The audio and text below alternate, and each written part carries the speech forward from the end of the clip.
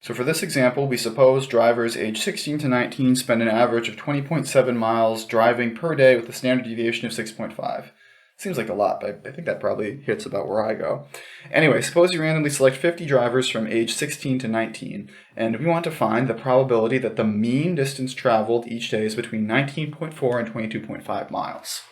So with this example, there's one word that we need to laser focus in on and get used to looking for generally, and that is mean.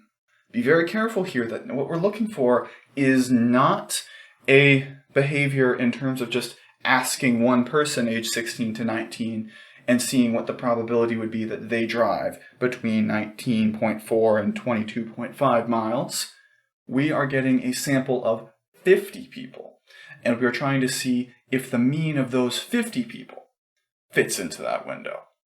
So what we're talking about here is a larger scale thing. We're talking about something that will involve the central limit theorem. And that's the first thing you should always do when we're getting further on into here, is pay close attention to whether or not that word mean appears, because it will determine what kind of problem we're working on, what kind of probability in this case we're looking for.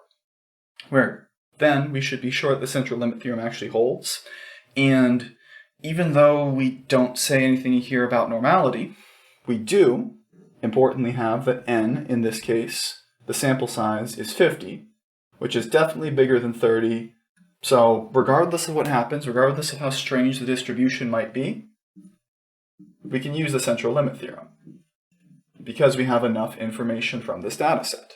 We're taking enough people, as it were. So using the central limit theorem, we can then state our mean of sample means, mu sub x bar, in this case, is going to be approximately equal to mu, 20.7, while our standard error, sigma sub x bar, is going to be given by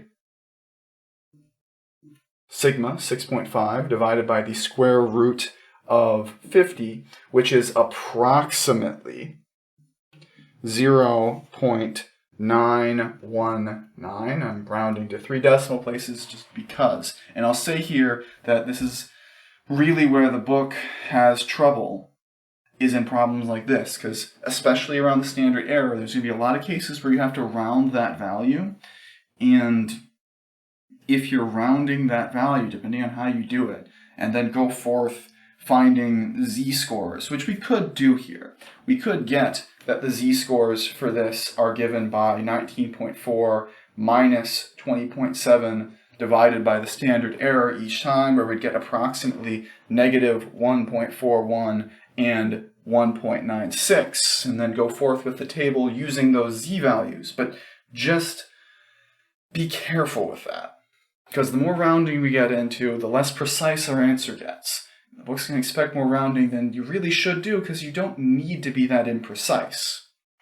Anyway, keeping in mind that idea, once we have these values, we can understand that our probability that we want, the probability that our x value, or more appropriately, our x bar value, our sample mean, is between 19.4 and 22.5, is approximately the same as the probability of getting a z-value between negative 1.41 and 1.96.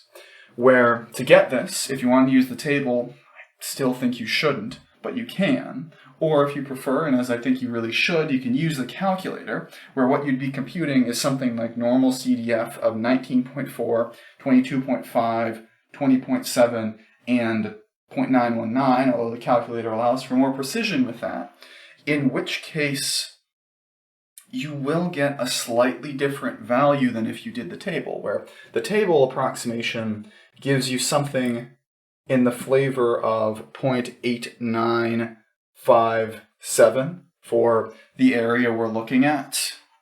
And if you do it in the calculator, you will get something that's a bit different up to rounding. So just be careful here that sometimes those changes can make a difference, especially in here, and especially when our sample size happens to not be a perfect square like it was in this case.